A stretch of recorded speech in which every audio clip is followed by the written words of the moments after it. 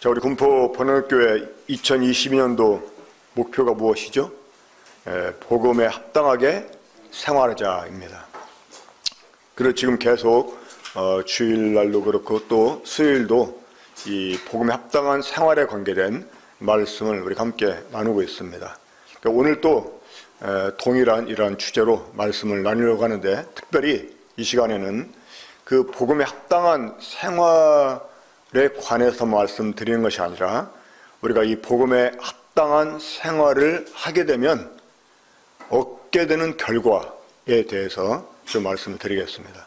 우리 다시 한번 빌립보서 1장 말씀을 보겠습니다. 빌립보서 1장 27절부터 30절까지 우리 구절이 길지 않으니까 함께 읽도록 하겠습니다. 자, 빌립보서 1장 27절부터 30절까지입니다. 찾으셨으면 함께 읽겠습니다. 시작. 오직 너희는 그리스도의 복음에 합당하게 생활하라.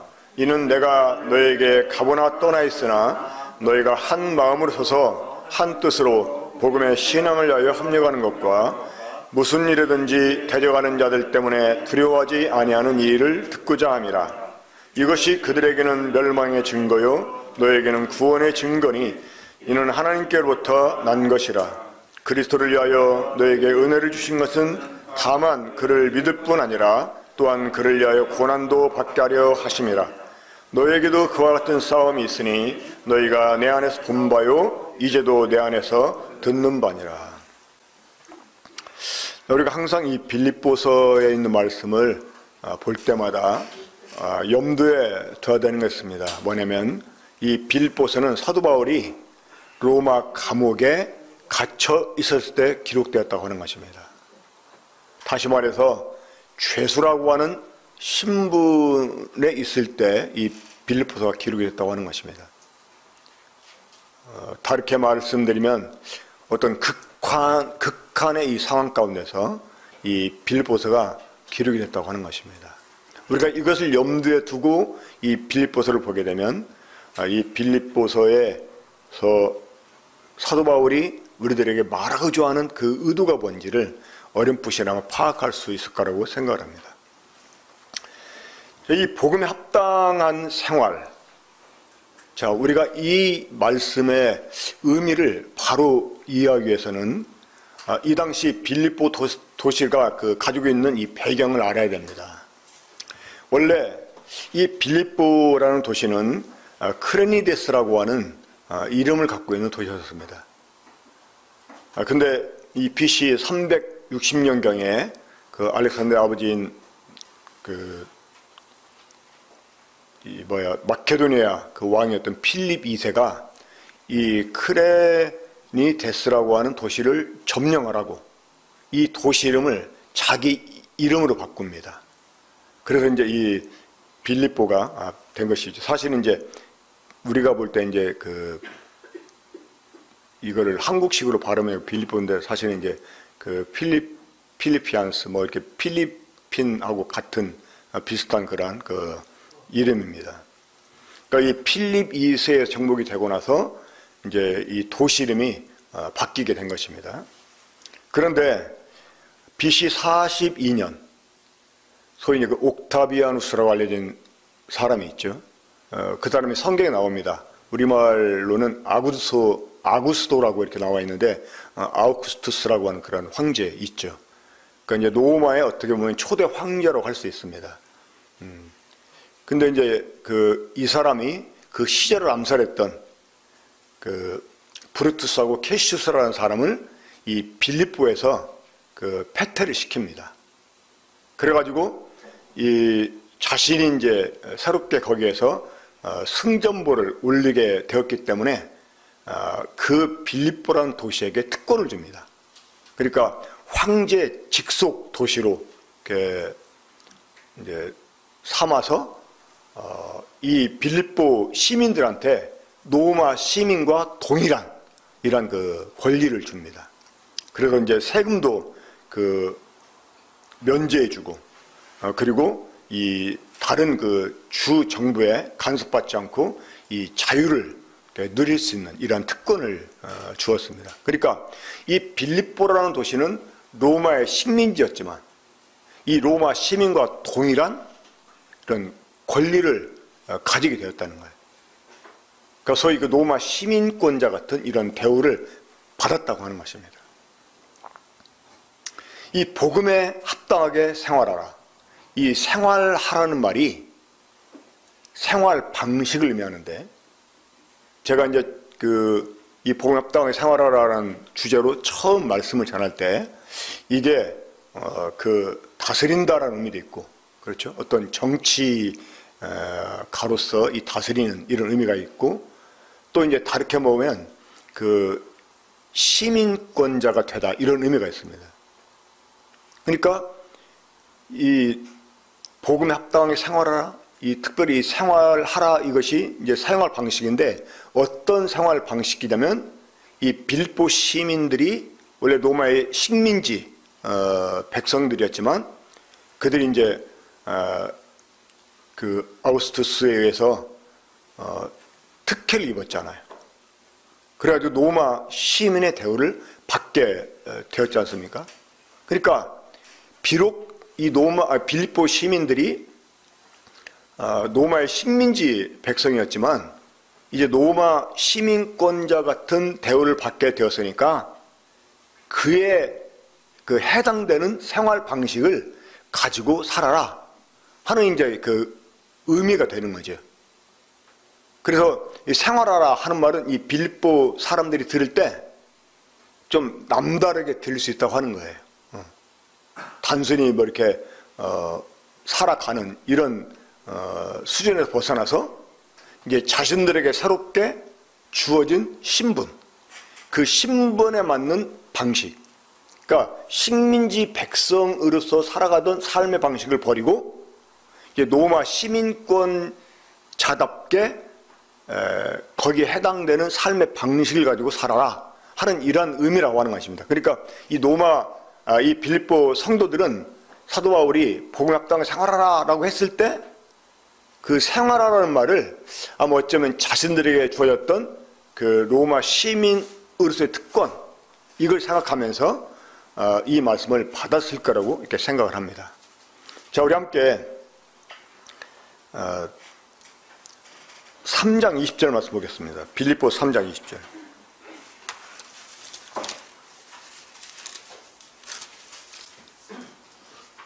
자, 우리 익히 아는 말씀이죠. 함께 읽겠습니다. 시작. 그러나 우리의 시민권은 하늘에 있는지라 거기로부터 구원하는 자 곧 주 예수를 기다리노니. 예.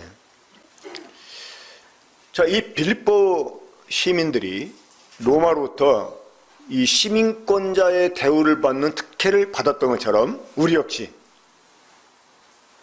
복음으로 말미암아 하늘의 시민권을 획득하게 되었습니다. 우리들에게 다른 이 신분이 주어졌다고 하는 것입니다.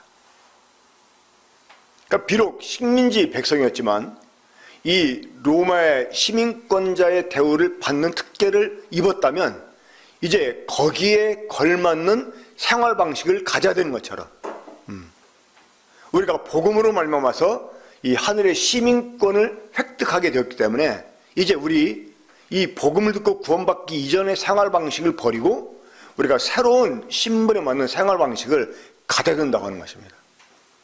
이것이 복음에 합당하게 생활하라는 그러한 이 생활하라의 의미가 되겠습니다. 우리가 비록 땅을 밟고 살아가지만 우리는 하늘에 속한 사람들입니다. 그렇지 않습니까? 그렇기 때문에 우리가 이 땅을 지나는 동안 우리는 이 하늘의 삶을 살아야 됩니다. 우리가 세상에 지금 머물고 있지만 우리는 세상에 속한 사람들이고 이 하늘에 속한 사람들이기 때문에 이 하늘에 속한 사람다운 삶의 이 방식을 가지고 살아가야 된다고 하는 것입니다. 그러니까 하늘 시민권자다운 생활, 이 복음에 합당한 생활은 바로 하늘 시민권자의 합당한 생활이다, 이렇게 말씀드릴 수가 있겠습니다. 자, 그러면 우리가 하늘의 시민권을 획득하기 이전에 어떤 삶을 살았습니까?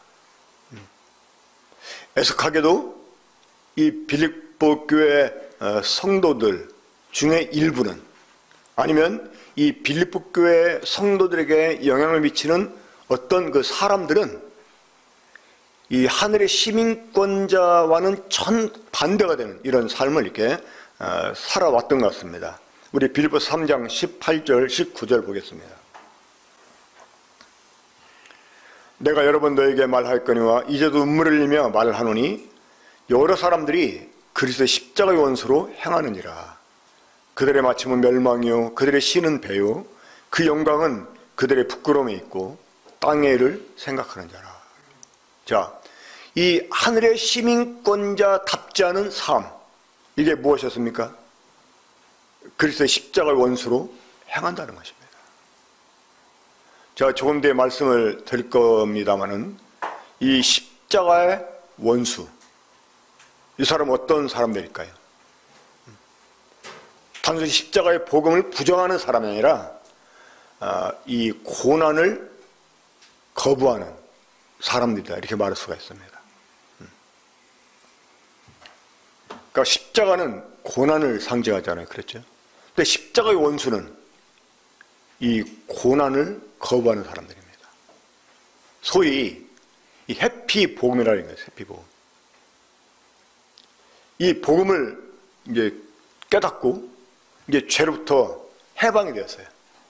그리고 이제 영원한 속죄 효력을 알고 있기 때문에 이제는 뭘 해도 정죄를 안 받는다 해가지고 고난은 주님이 받았으니까 이제 우리는 행복을 누리면 된다 해가지고 막 그냥 자기 살고 싶은 대로 사는 거예요. 이게 해피복음입니다. 그러면서 그 리브가가 야곱에게 저주는 내가 받을 테니까 너 가서 축복받아라 이러면서 저주는 주님이 받아주셨으니까 우리는 축복을 받아 누리면 된다 해가지고 막 축복 얘기합니다. 이런 사람들은 사실은 좀 부정적으로 말하면 십자가의 원수다 라고도 말할 수가 있습니다. 지나치게 되면. 이제 조금 뒤에 더 말씀을 상세히 드리겠습니다. 자, 이런 사람들의 마침은 멸망입니다. 자, 우리가 이 멸망이라는 말이 나오면 물론 이 불신자에게 멸망은 영원한 형벌이죠. 그렇죠? 하지만 이 성도들에게도 멸망이라는 말이 사용됐잖아요. 어디에서? 고린도서 8장에서. 그러면 성도들에게 멸망이라는 말이 사용됐다면 이건 뭘 의미할까요? 이건 지옥 형벌을 말하는 게 아니라 바로 그들의 삶이 무너지고 그들의 삶은 하나님과 전혀 상관없는 이 삶이 되어버리는 거예요. 그리고 나중에 하늘에 가도 아무것도 없는 거예요. 히브리서 6장에 보게 되면 이 믿고 이렇게 타락한 사람들, 이런 사람들에 대해서 이 저주함에 가깝다 이렇게 말하면서 그 모든 것이 불태워질 거라고 이렇게 말씀하십니다. 거기서 말하는 이 불태워진다고 하는 그 지옥 형벌을 말하는 게 아니고요. 자, 이 밭에 곡식을 심어놨는데 곡식이 나오지 않고 막 풀 엉겅퀴 잡초들이 막 우거지는 거예요. 농부들이 어떻게 합니까? 다 불태워버립니다. 그러니까 불태워지면 밭은 그대로 있잖아요. 그렇죠? 그러니까 우리의 구원에 터이신 주님은 그대로 있기 때문에 우리의 구원이 취소는 안 되지만 우리의 삶에서 우리가 가지고 있던 모든 것들이 다 불태워진다는 거예요. 그러니까 주님 앞에 가도 남는 게 없다는 거예요. 여러분, 이것은 성도들에게서 멸망과 같은 것입니다. 그러니까 저희의 마침은 멸망이 갈 때 이게 만약에 불신자라면 영원의 형벌입니다. 하지만 성도였다면 이거는 가서 주님 앞에 가서 부끄러운 구원을 받는 것을 말합니다. 그들의 신은 배요. 그들이 섬기는 신이 무엇이라고요? 배. 이 배, 뭘 의미합니까? 먹고 사는 문제입니다. 그러니까 먹고 사는 문제가 신이 되는 거예요. 그러니까 이런 사람들에게 축복은 번영하는 것이고 부를 가지는 것이고 그냥 세상적으로 막 형통하는 것이고. 근데 이 사람들이 우상을 숭배하는 이유가 무엇 때문입니까? 그런 귀신이나 점집을 찾아간 이유가 무엇 때문입니까? 세상에서 형통을 꿈꾸기 때문에 그런 거잖아요. 그렇죠? 결국 이 모든 것들이 다 먹고 사는 문제와 관련된 것입니다. 그러니까 이런 사람들의 신은 무엇입니까? 배라는 거예요. 배. 배를 위해서 살아요. 목구멍이 보두천이다 이러면서 먹고 사는 문제가 가장 급한 문제인 것처럼 생각을 합니다. 그리고 그들의 영광은 그 영광은 그들의 부끄러움이 있고, 그러니까 정말 듣기에 민망한, 듣기에도 민망한 것들을 자랑하는 이런 그 사람들. 그리고 결정적으로 이들은 땅의 일을 생각하는 사람입니다. 우리가 비록 땅에 살고 있지만 우리의 이제 새로운 신분은 하늘에 있지 않습니까? 그렇죠? 그렇기 때문에 거기에 맞는 방식의 삶을 우리가 가져야 되는 것, 이것이 복음에 합당한 생활이라고 하는 것입니다.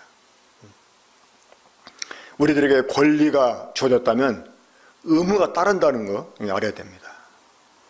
자, 사도 바울이 이 복음에 합당하게 생활하라고 명령을 내린 이유가 있습니다. 그 이유가 무엇 때문이었습니까? 우리 한번 다시 빌립보서 1장 27절을 보겠습니다.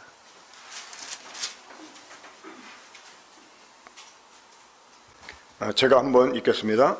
오직 너희는 그리스도의 복음에 합당하게 생활하라.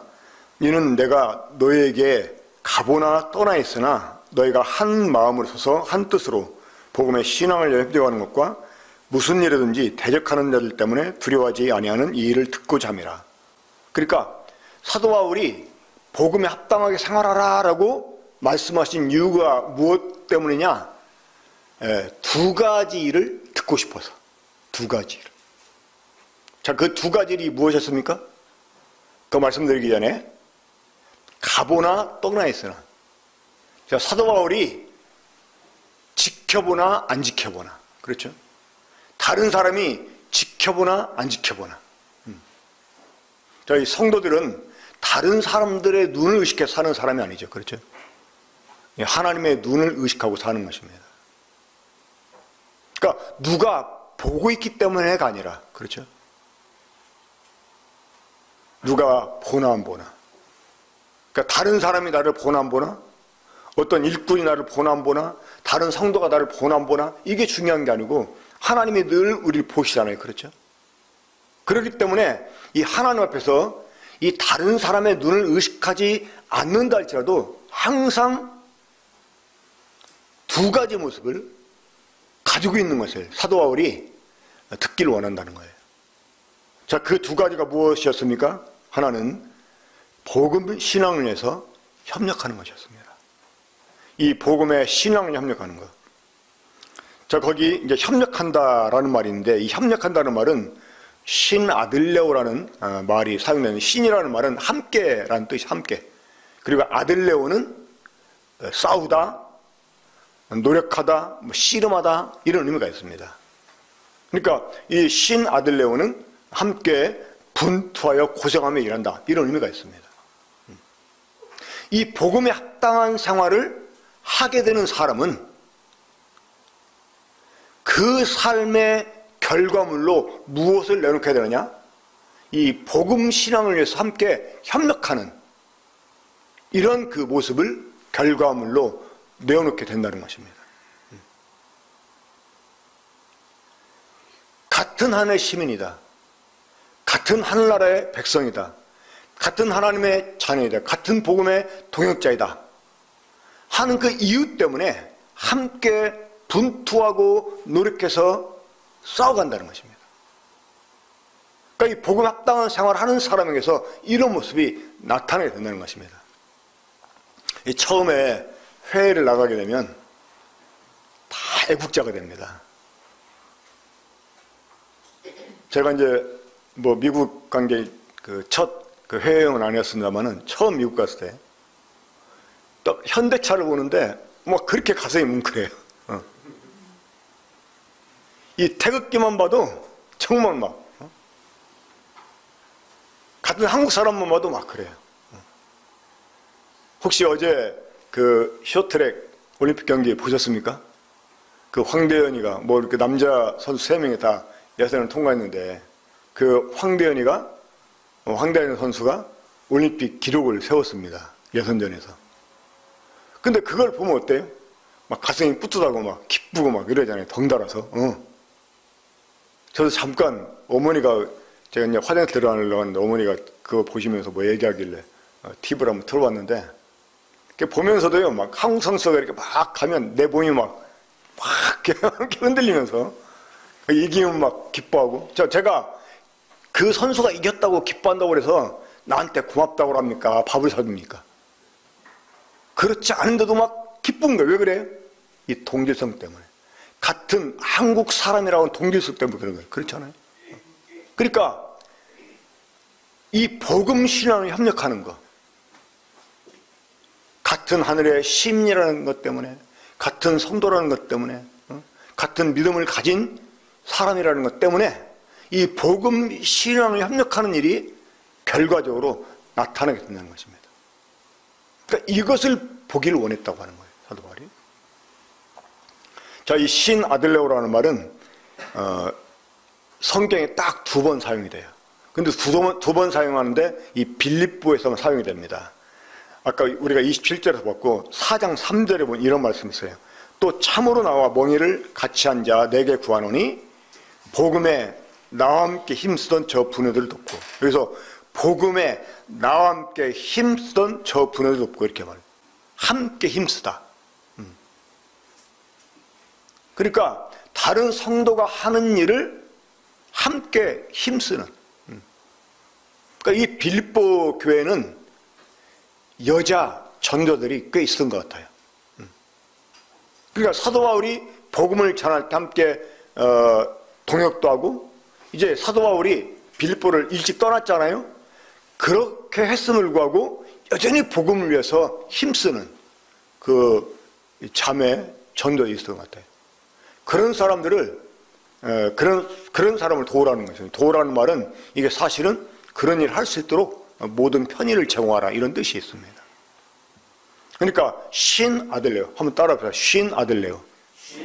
신은 함께, 아들레오는 싸우다, 씨름하다. 그러니까 함께 막 분투해가면서 노력해서 일을 행하는 것입니다. 자, 그리고 2번째 사도 바울이 듣기를 원했던 소식, 그것은 아무 일에도 대적하는 자들 때문에 두려워하지 아니하는 것입니다. 우리가 학개서나 또 스가랴서를 통해서 또 이미 그 에스라를 통해서도 우리가 말씀을 이렇게 되었었는데, 그 바벨론에서 예루살렘으로 돌아온 유다 백성들이 성전을 재건하기 위해서 이제 전 지도를 놓고, 그런 다음에 외부인들의 그 방해 때문에 그들이 이제 두려운 나머지 그 공사를 중단하잖아요. 그것 때문에 하나님께서 그들을 징계하시고 그들로 하여금 다시 성전을 재건하도록 격려하신 이 말씀을 우리가 보게 되는데, 이 두려움이 하나님의 일을 못하게 막는다고 하는 거예요. 그러니까 이 복음에 합당한 생활을 우리가 정말 영위에 나가게 되면 이 복음을 위해서 우리가 함께 협력하게 될 뿐만 아니라 이 두려움 역시 이 극복하게 될 수 있다고 하는 것입니다. 이 아무 일이든지 특별히 누구를 인하여, 대적하는 자를 인하여 두려워하지 아니한 이 일, 그러니까 이것을 사도 바울이 듣기를 원했어요. 그러니까 근데 이 복음에 합당한 생활을 하게 되면 이런 결과를 우리가 가질 수 있게 된다고 하는 것입니다. 자, 이 두려워하다 하는 이 말은 다른 말로 놀라다라는 뜻이 있습니다. 자, 우리가 두려워하게 되는 이유, 사람들이 일반적으로 두려워하게 되는 이유, 그 이유가 무엇 때문입니까? 사실은 이 죽음 때문입니다.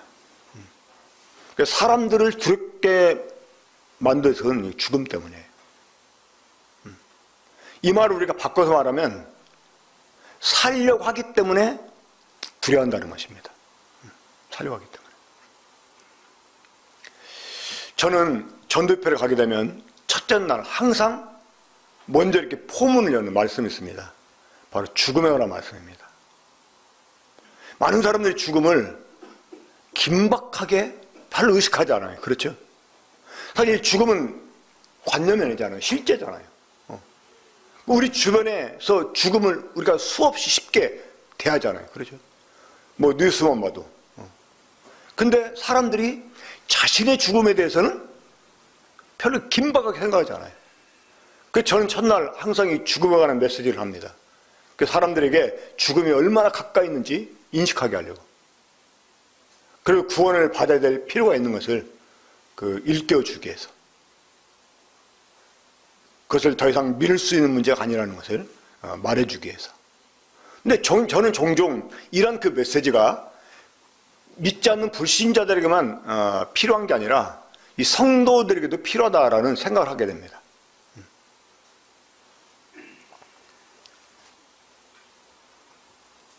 우리는 잠깐 보이다 없어질 안개 같은 존재라는 것을 다 알고 있습니다. 그렇죠? 언제 어느 때 주님 우리를 데려갈지 모르는 이런 상황 속에 우리가 살고 있다는 걸 다 알고 있어요. 근데 우리 역시 사실은 이 죽음이 내가 얼마나 가까이 있다는 사실을 별로 인식하지 못하고 살고 있어요.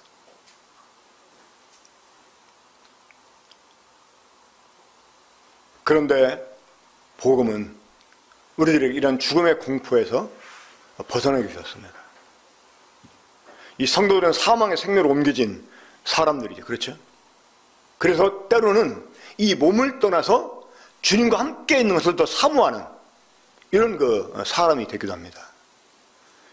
사도 바울 역시 23절에서 이렇게 말했습니다. 빌립보서 1장 23절을 보면 내가 그 둘 사이에 끼었으니 차라리 세상을 떠나서 그리스도와 함께 있는 것이 훨씬 더 좋은 일이라. 그렇게 하고 싶구나. 어때요? 우리 사랑하는 형제 자매들도 동일한 고백을 갖고 있습니까? 사실 정상적인 성도라면 이러한 마음을 가져야 돼요.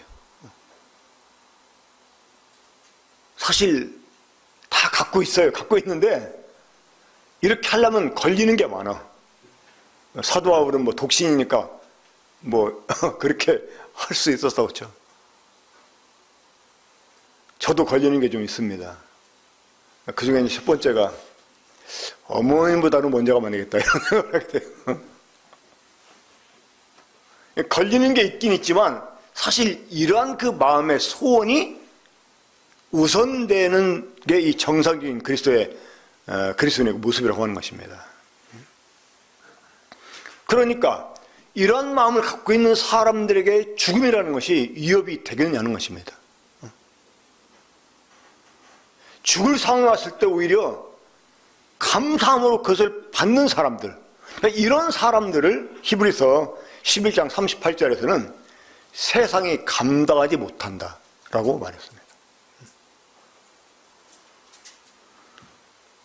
그 네로 황제 승이었던 세네카가 이 그리스도인들이 원형 경쟁의 사자의 밥으로 죽어가는 광경을 보고 마음을 돌이켰다고 하잖아요. 그 죽음의 위협 가운데서도 정말 천사같이 빛나는 얼굴로 찬송하면서 죽어가는 그 죽음 앞에 담대한 이런 사람의 모습, 이게 어디에서 나온 것이냐? 저들이 말하는 예수의 부활이 진짜다라고 깨달은 거예요. 우리가 범인들처럼 죽음 앞에 두려워한다. 이 복음을 가졌다고 하는 것이 무슨 의미가 있습니까? 그렇지 않아요? 실제로 우리는 어떤 다른 세대보다 이 죽음에 훨씬 가까운 이런 지금 세대를 하고 있습니다. 물론 우리가 일부러 죽을 필요는 없습니다. 하지만 우리가 죽을 일이 닥쳐왔을 때 그것 때문에 두려워하지 않는 것이 정말 필요한 일이죠. 근데 무엇보다도 우리가 복음에 합당한 생활을 하고 우리가 복음을 위해서 살려고 하는 일에 대적하는 자가 있고 이것 때문에 어떤 죽음의 위협이 우리에게 온다고 할 때 우리가 그런 것들을 개의치 않는 거예요. 사도 바울은 이러한 그 결과를 성도들에게서 보기를 원했다고 하는 거예요. 그래서 복음에 합당하게 생활하라 라고 말했던 것입니다.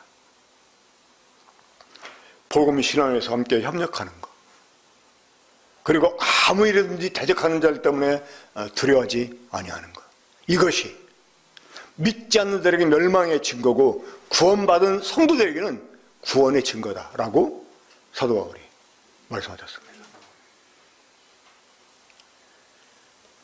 우리 군복교회가 참 많은 계획을 세우고 또 그런 일을 몇 번 이렇게 추진하고 그러다가 참 중단하는 것들이 한두 가지 아니죠. 그렇죠? 물론 일차적인 책임은 저에게 있다고 생각을 합니다.